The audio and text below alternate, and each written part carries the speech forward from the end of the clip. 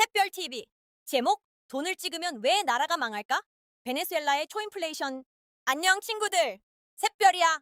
지난 시간에는 차베스 정부가 복지를 확대했지만 경제의 기초 체력은 점점 약해지고 있었다는 이야기를 했어. 오늘은 베네수엘라가 어떻게 세계 최악 수준의 코인플레이션을 겪게 되었는지 알아보자. 2013년 우고 차베스가 사망한 뒤 니콜라스 마두로가 대통령이 되었어.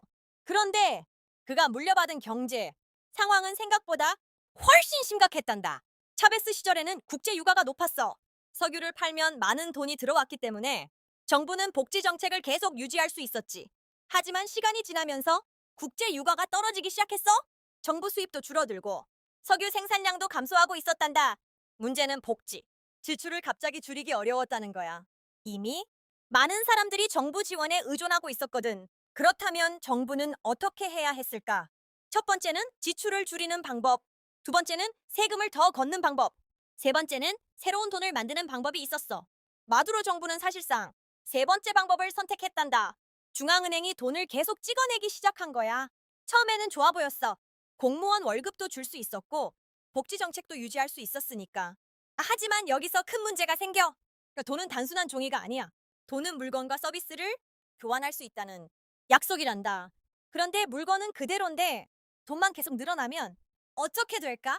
사과가 100개 있는데 돈이 100만 원 있다고 생각해보자. 사람들은 사과를 사기 위해 돈을 사용하겠지? 그런데 갑자기 돈이 1,000만 원으로 늘어난다면 사람들은 더 많은 돈을 들고 같은 사과를 사려고 할 거야.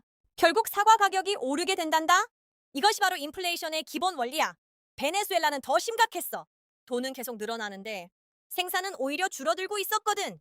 공장은 줄어들고 기업 투자는 감소하고 농업 생산도 위축되고 석유 생산량도 감소하고 있었어. 시장에 나오는 물건은 적어지는데 돈만 늘어나니 물가는 더욱 빠르게 오를 수밖에 없었단다. 정부는 또 다른 방법도 사용했어. 바로 외환 통제 정책이야.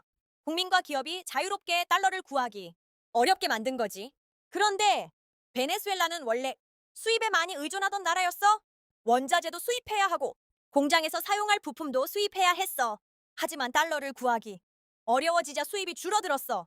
공장은 멈추고 생산은 더 줄고 물건은 더 부족해졌단다. 그러자 물가는 더욱 빠르게 상승했어. 결국 2015년부터 베네수엘라는 본격적인 초인플레이션에 들어가게 되었어. 2018년에는 물가가 연간 수만 퍼센트나 오르는 상황까지 벌어졌지. 사람들은 월급을 받으면 바로 시장으로 달려갔어. 내일이면 돈 가치가 더 떨어질 수 있었기 때문이야. 상인들은 하루에도 여러 번 가격표를 바꾸기 시작했어. 어제 가격과 오늘 가격이 달라졌고 오늘 가격과 내일 가격도 달라졌단다. 결국 사람들은 자국 화폐보다 미국 달러를 더 믿게 되었어. 일부 지역에서는 돈 대신 물건과 물건을 바꾸는 물물 교환까지 나타났지. 정부는 물가를 잡기 위해 가격 통제도 실시했어. 빵과 우유 같은 생필품 가격을 강제로 낮춘 거야. 하지만 생산자들은 원가보다 싸게 팔기 싫어했어. 그래서 생산을 줄였고 결국 가게의 진열대는 비어가기 시작했단다. 정부는 화폐 개혁도 시도했어. 했지만 볼리바르를 새로운 1볼리바르로 바꾸는 시기였지. 하지만 숫자를 바꾼다고 문제가 해결되지는 않았어. 돈을 계속 찍어내고 생산이 줄어드는 상황은 그대로였기 때문이야.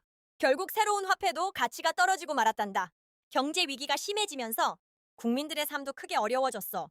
식량 부족, 생필품 부족, 의약품 부족이 나타났고 국민 평균 체중이 크게 감소했다는 조사 결과도 나왔어. 그래서 사람들은 이를 마두로 다이어트라고 부르기도 했단다. 오늘의 핵심! 생산은 줄어드는데 돈만 계속 늘어나면 화폐 가치는 떨어진다.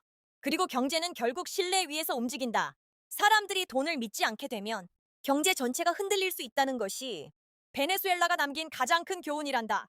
다음 4부에서는 베네수엘라의 경험이 대한민국에 주는 교훈은 무엇인지 함께 알아보자. 지금까지 샛별이었어. 안녕.